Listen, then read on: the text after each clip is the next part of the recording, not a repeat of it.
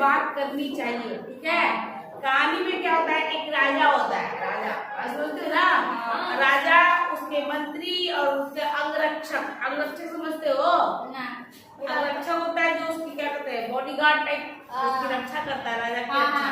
अब मंत्री जो दरबार में साथ में बैठते हैं तो सब मिलकर शिकार करने जाते हैं, कहाँ जाते हैं, सब शिकार करने जाते हैं, कहाँ जाते हैं, शिकार करने। जब शिकार करने जाते हैं तो किसी तरह राजा बिछड़ जाता है, अपने मंत्री से बिछड़ जाता है, अपने अंगरक्षक सबसे बिछड़ जाता है, राजा अकेला रहता है। राजा अपना घोड़ा दौड़ा रहा है, जंगल में कहीं गुम हो गया है। अब उसको समझ में नहीं आ रहा राजा को करे क्या, ठीक है। तो घूमते घूमते चलते चलते देखता क्या है कि थोड़ी दूर पे कुटिया खुले हैं, कुटिया समझते हैं ना, छोटी सी झोपड़ी है ना, सोचते हैं कि जरूर कोई बाबा का घर होगा। तो जाते हैं तो क्या देखते हैं, कुटिया में एक अंधे बाबा बैठे हुए हैं जिनकी आंखें नहीं है। तो राजा जैसे ही उतरते हैं, उतर के बोलते हैं प्रणाम बाबा, बाबा ही होता है, सादर प्रणाम सूरदास जी। सूरदास उनको बोला जाता है जिनकी आंखें नहीं होती, ठीक है। तो बड़ा रिस्पेक्ट के साथ उनको प्रणाम किए। सूरदास जी बोले क्या आपने मेरे अंगरक्षक या मंत्री को देखा है। सूरदास जी बोलते हैं, जो बाबा जी थे वो बोलते हैं कि हाँ मैंने देखा है, पहले तो तुम्हारे अंगरक्षक आया था, मतलब बॉडीगार्ड है ना, तो पहले आया था अंगरक्षक, तो मैंने उसको माई दिशा की ओर भेज दिया। फिर कुछ देर के बाद तुम्हारे मंत्री आए थे, ठीक है, तो मंत्री को भी मैंने बाएं दिशा की ओर भेज दिया। अब आप राजा है, महाराज हो, ऐसे बोल रहा है। तो आप भी बाएं दिशा में जाइए, आपके मंत्री आपके अंगरक्षक सब मिल जाएंगे। तो जो राजा जो थे वो बहुत अच्छे से प्यार से इज्जत से उनको प्रणाम करते हैं, ठीक है बाबा प्रणाम करके वो चले जाते हैं। जब राजा जा रहा है तो जो बात मतलब बताया था उसको बाबा जी उसी दिशा में हो गए। तो सही में तो सबसे पहले उनको मंत्री मिले, क्योंकि वो पीछे गया था, है ना। थोड़ी दूर आगे बढ़ा तो अंगरक्षक भी मिल गए। जब अंगरक्षक और मंत्री दोनों मिल गए तो उन लोग बोले कि महाराज जो हम लोग शिकार करने आए तो चलिए लोग शिकार करते हैं। तो वो राजा बोलता है कि नहीं अब शिकार नहीं करेंगे।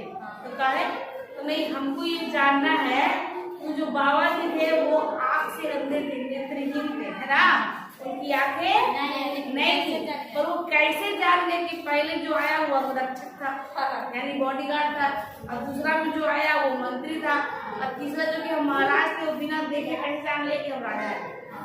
हम उस जाके बाबा जी जाके पूछेंगे कि आप कैसे पहचान लिए कि ये लोग आए थे। तो बाबा जी के पास वापस कौन राजा गए। तो राजा ने जैसे ही गए वापस उन्होंने कहा प्रणाम बाबा, ठीक है। तो बोले कि हाँ खुश रहिए महाराज। फिर पूछे कि क्या हुआ, क्यों आए वापस। तो राजा पूछते हैं कि महाराज हमारे दिमाग में एक सवाल उठ रहा है। बाबा बोलते हैं कि क्या। तो आपकी आंखें नहीं है, आपने कैसे जाना कि सर्वप्रथम अंगरक्षक आया था यानी बॉडीगार्ड आया था, और उसके बाद मंत्री आया था, और तीसरे में मैं आया।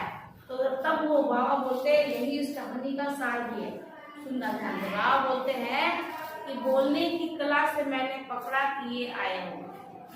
जब सबसे पहले आया आपका अंगरक्षक, कहता है जिसकी जितनी औकात होती है बोलने की सलीका में वैसा ही हो। तो सबसे पहले बताओ अंगरक्षक, सेना बोलो, सैनिक बोलो, बॉडीगार्ड बोलो, वो आया। उसने मुझसे कहा अरे अंधे बताओ कि मेरे महाराज की रातें देखा है। किसने कहा, बॉडीगार्ड ने। सैनिक छोटा होता है ना, सबसे छोटा पद। वो से बोला ओ अंधे बताओ क्या तुमने मेरे राजा को देखा है। तो उसने कहा इस तरह से, उसकी बोली से मैंने पकड़ लिया कि वो या तो अंगरक्षक है या सैनिक, ठीक है। दूसरे में आपके मंत्री लोग आए। तो मंत्री जब आए तो बोले कि बाबा जी क्या आपने मेरे राजा जी को देखा है, ठीक है, तुम बोलने का कला देखो। और तीसरे जब आप आए तो आपने मुझे सादर प्रणाम किया, और उसके बाद आपने मुझसे प्यार से पूछा, इज्जत के साथ पूछा, तो मैं समझ गया कि ये महाराज आए। कहानी छोटी है और कहानी क्या सिखा रही है समझिए। आपका बोली ही आपको आगे लेके जाएगा। हम प्यार से कितना कोई भी काम करा सकते, लेकिन रूडली बोलेंगे तो बड़ा बनाया काम भी बिगड़ जाता है। किसी से खड़ूस की तरह बात करोगे तो लोग कोई करना नहीं चाहेगा, लेकिन अगर आप प्रेम से बात करोगे, इज्जत के साथ सामने वाले को बोलोगे, तो तो आपका काम भी करने के लिए क्या कहता है कि प्यार से तुम कुछ भी करवा लो, हम करने को तैयार हैं। तो अगर गुस्सा से बोलोगे तो तुम्हारा एक या कोई काम नहीं। जीवन में सफल होना है तो पहले अपनी बोली को सुधारो, अपने बोलने की कला, शब्दों को सुधारो। कहीं भी इंटरव्यू देने जाओ, कोई भी परीक्षा देने जाओ, कहीं भी जाओ, अपने घर से बाहर जाओ, तो आपकी बोली ही आपकी मदद करेगी, आपके शब्दों का चयन ही आपको मदद करेगा। खड़ूसों की तरह बात करोगे, सामने वालों को डिसरिस्पेक्ट दोगे, इज्जत नहीं दोगे, तो कोई भी आपका काम नहीं करेगा। अगर आप चाहते हैं जीवन में आगे बढ़े तो सबसे पहले बोलना सीखिए, सामने वाले को इज्जत देना सीखिए। अगर वो आपसे बड़े हैं तो आदर के साथ बात करना सीखिए, अगर वो आपसे छोटे हैं तो उसको प्यार से बात करिए। खड़ूस की तरह गलत शब्दों का प्रयोग करके आप सोचेंगे कि मेरा काम हो जाएगा, तो हम यकीन मानिए कभी नहीं होगा, कोई नहीं करेगा। दबंगई से काम करवाने के लिए ताकत भी तो चाहिए। अगर आपके पास ताकत नहीं है तो दबंगई से बोल के क्या फायदा, वो काम करेगा। इसकी कहानी हमें सिखाती है हमें बोलना सीखना बहुत जरूरी है, शब्दों का चयन बहुत जरूरी है। तुमको पता होगा कई बार लड़ाइयाँ होती है, झगड़े तो छोटी छोटी बातों पे होती है।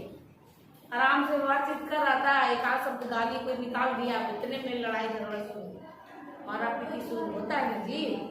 तुमको गाली दे दिया, कैसे तुम गाली दे दिया, अब वो गाली के शब्द में वो एक थप्पड़ मार दिया, अब वो सामने वाला उसमें दबंग, कहा तुम्हें थप्पड़ मारा, वो थप्पड़ मारेंगे।